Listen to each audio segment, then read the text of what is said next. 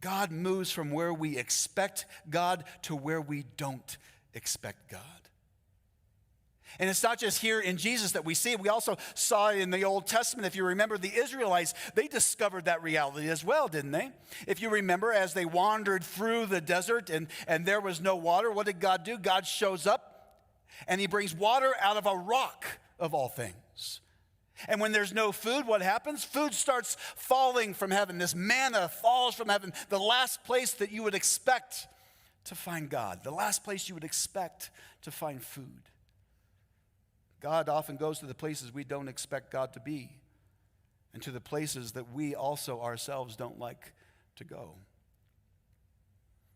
I've seen God show up in so many ways, and I'm sure you have too. We could spend all day talking about our testimonies and our ways in which we have seen God show up in our lives, especially in those most unexpected places. But I've seen God show up, especially recently in the ICU as a family wrestles with the decision to take a loved one off of life support.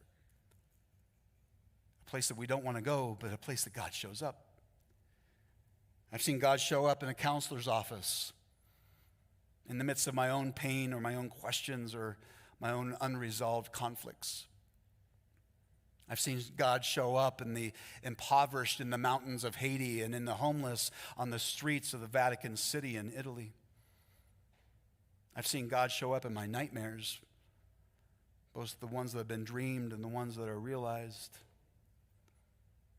I've seen God show up in the valley of despair. I've seen God show up in the clutches of addiction.